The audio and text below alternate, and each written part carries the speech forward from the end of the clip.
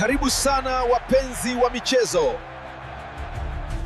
Kocha wa zamani wa Yanga, Nasreddine Nabi, ameiangalia timu hiyo kupitia mechi mbili za awali za kundi B za Ligi ya Mabingwa Afrika na kujikuta kifurahi, kisha akawapa ushauri wa mambo akisema kama wakitulia wanatinga robo fainali. Katika mechi hizo mbili, Yanga ilianza na ushindi wa bao 1-0 mbele ya AS FAR Rabat ya Morocco kwenye uwanja wa New Aman, Zanzibar, kisha kwenda kutoka suluhu dhidi ya JS Kabylie ya Algeria na sasa kulingana pointi na Al Ahly ya Misri, kila mmoja ikiwa na pointi 4. Akizungumza akiwa kwake Ubelgiji, Nabi amesema alivutiwa na namna Yanga ilivyocheza mechi mbili za kwanza, akidai imeonyesha kiwango kikubwa kiufundi dhidi ya timu mbili kubwa za Afrika Kaskazini. Nabi amesema namna Yanga ilivyoonyesha kiwango katika mechi hizo mbili kimetosha kubadilisha sura ya kundi hilo na kwamba lolote linaweza kutokea kwa mabingwa hao kuweza kufuzu kufika hatua ya robo fainali.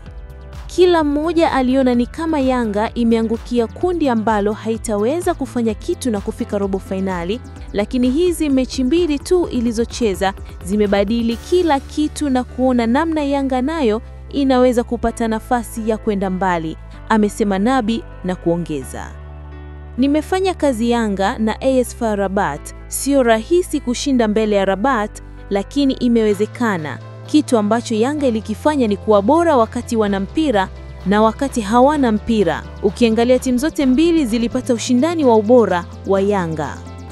Aidha, Nabi amesema Yanga kama itapata pointi 1 au 3 katika mechi mbili zijazo dhidi ya Al Ahly, hatua hiyo itazidi kuongeza uhakika wa kufika robo fainali, huku akipongeza mipango ya kocha wa timu hiyo ya Jangwani, Pedro Gonçalves.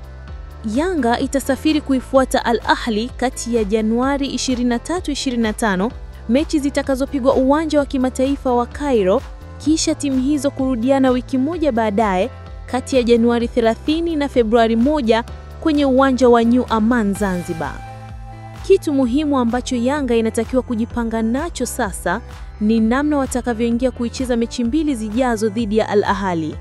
Kama watapambana kupata pointi kwenye mechi hizo, nadhani wataongeza zaidi uhakika kwamba wanaweza kufika robo fainali, amesema Nabi, aliyefikia timu hiyo fainali ya kombe la shirikisho Afrika ikipoteza kwa faida ya bao la ugenini dhidi ya USM Alger ya Algeria. Wanachotakiwa kufanya ni kuendelea kuimarika kwenye ubora. Unaposhinda mbele ya AS FAR Rabat na kupata sare kwa Kabylie, wachezaji wako kuna ujasiri wanaupata. Nimefurahi kuona kocha wao wameonyesha ubora kwa timu kujiamini hata ikiwa ugenini, aliongeza Nabi. Usisahau kusubscribe, kutoa maoni yako na kulike channel yetu ili uwe wa kwanza kupata habari zetu.